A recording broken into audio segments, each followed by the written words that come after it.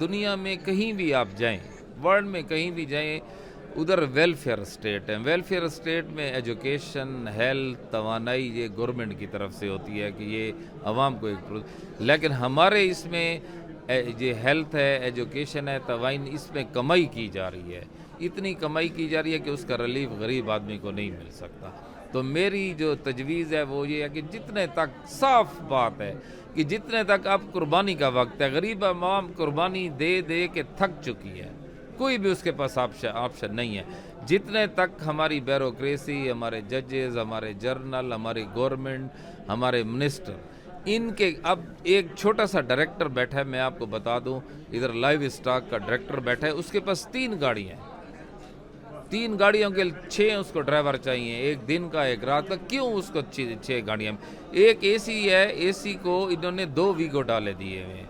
2 Vigo ڈالے کے اخراجات کا آپ اندازہ لگائیں، پھر اس کے ڈرائیور کا، پھر 2 ویگو ڈالے جس دفتر میں بیٹھے ادھر بھی اس کو 5 بندے 6 بندے چاہیے. یہ اخراجات ہیں جن کو ہم نے کنٹرول کرنا ہے. غریب عوام کی باری گزر چکی ہے، وہ قربانی جتنی دینی تھی وہ دے چکی ہے. اب جو پاکستان کی معیشت کو، مہنگائی کو کنٹرول کرنے کے لیے قربانی دینی ہے، وہ ہماری یہ بیوروکریسی ہے، ہمارے ججز ہیں، ہمارے جرنلز ہیں، اور ہماری جو جوڈیشری، اس کے ایکسپینسز، اور یہ جو ہماری گورنمنٹ منسٹرز، مراعات جتنے تک ان کی ختم نہیں ہوگی تو یہ مہنگائی کنٹرول نہیں ہوگی. پچھلے کئی دہائیوں سے پاکستان کے اندر جو ایک غریب آدمی ہے، جو بے سہارا آدمی ہے، اس کے لیے زندگی انتہائی مشکل ہے. اور ابھی یہ جو پچھلے 20-25 سال سے کہہ لیں کہ یہ جو تواتر کے ساتھ مہنگائی میں اضافہ ہوا ہے، چاہے وہ موجودہ حکومت ہو پی ڈی ایم کی ہے، اس سے پہلے والی پی ٹی آئی کی حکومت ہو، ان پالیسیوں کے نتیجے میں اور ان جو مہنگائی میں اضافہ ہوا ہے اس میں کوئی کمی نہیں ہوئی. اب اگر اس میں دیکھیں کہ ہمارے جو شاہانہ خرچے ہیں، اخراجات ہیں، غریب ملک افورڈ نہیں کر سکتا کہ جس طرح ہمارے جوڈیشری کے خرچے ہیں، جس طرح ہمارے بیوروکریسی کے خرچے ہیں، اسٹیبلشمنٹ کے یا سیاستدانوں کے عیاشی ہیں.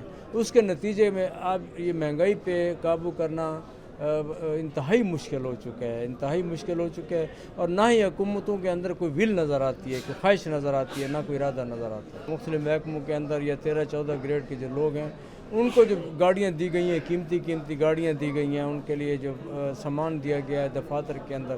17 گریڈ کے آفیسر کو اے سی الاؤ نہیں ہوتا، لیکن یہاں پہ ہمارے دفاتر کے اندر 2-2 3-3 اے سی ہیں، اور ان کی کوئی بجلی وغیرہ نہیں ہے. یہاں پہ جو پراپرٹیز ہیں، جتنے بڑے دفاتر انہوں نے پکڑے ہوئے ہیں، یعنی اس کی دنیا میں کہیں نظیر نہیں ملتی، کہیں مثال نہیں ملتی کہ اتنے بڑے دفاتر ڈی سی کے پاس، اے سی کے پاس، اتنی بڑی رہائشیں کمشنر اور ڈی اے جی کے پاس. آخر یہ کس لیے ہیں، کس وجہ سے ہے؟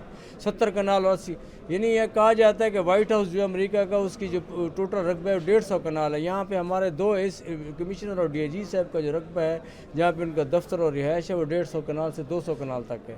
تو آپ اس کے اندازہ لگا سکتے، یہ اربوں کی پراپرٹی ہے جو جو افیسر صاحبان ہیں انہوں نے پکڑی ہوئی. اسی طرح دوسرے جو ہمارے اخراجات ہیں، جن کا کوئی تک نہیں بنتا ہے، کوئی جواز نہیں بنتا ہے. اور گورنمنٹ کی جو ریٹ ہے، اصل جو بنیادی چیز ہے وہ یہ ہے کہ گورنمنٹ نام کی کوئی چیز نظر نہیں آتی. ان کا کوئی ادارہ اس وقت فعال نہیں ہے. جب تک یہ افسر شاہی ہے اور ان کے جو اخراجات ہیں اور ان کے جو پروٹوکول ہیں، جب تک یہ ختم نہیں ہوں گے نا، عوام پستی رہے گی، ذلیل و خوار ہوگی، کوئی کنٹرول نہیں ہو سکتا. ان کے پروٹوکولز ختم کیے جائیں، ان سے جتنے بھی مراعات ہیں واپس لیے جائیں. یہی مراعات جو ہیں ہمارے قرضہ اتارنے میں کام آئیں گے. تو ہم تو رول آف لا کی بات کرتے ہیں ہمیشہ. یہ اور بات ہے کہ غریب پس رہا ہے، غریب کے پاس کھانے کا نہیں ہے. مڈل کلاس طبقہ جو ہے وہ گزارا کر سکتا ہے، وہ سروائیو کر سکتا ہے، اس کے لیے اتنا پرابلم نہیں ہے، کیونکہ وہ ہینڈ ٹو ماؤتھ ہے، چل رہا ہے. لیکن غریب بندہ نہیں گزارا کر سکتا. ایک عام آدمی اب 1000 روپے کی دیہاڑی میں کیا کرے گا؟ کیا وہ گھی لے گا، کیا چینی لے گا؟ اور اس کی سدباب کے حوالے سے میں یہ بھی کہوں گا کہ گورنمنٹ کو چاہیے تھا کہ وہ سوچتے ان چیزوں کے بارے میں کہ یار یہ ہو کیا رہا ہے. آپ نے گورنمنٹ اس لیے نہیں لی تھی، آپ نے اس لیے لی تھی کہ آپ ان کو مہنگائی کو کم کریں گے، لوگوں کو ریلیف دیں گے. لیکن یہاں پہ پوزیشن تو بڑی چینج ہو گئی ہے.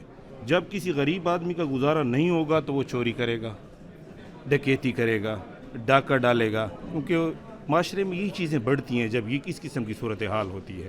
تو میں یہ کہوں گا کہ گورنمنٹ کا حق تھا کہ ان کو ریلیف دیتے، ان کو مختلف طریقے سے ریلیف دیتے. لیکن اب یہاں پہ تو یہ ہے کہ آٹا بھی نہیں ملتا غریب آدمی کو، تو وہ کہاں جائے گا؟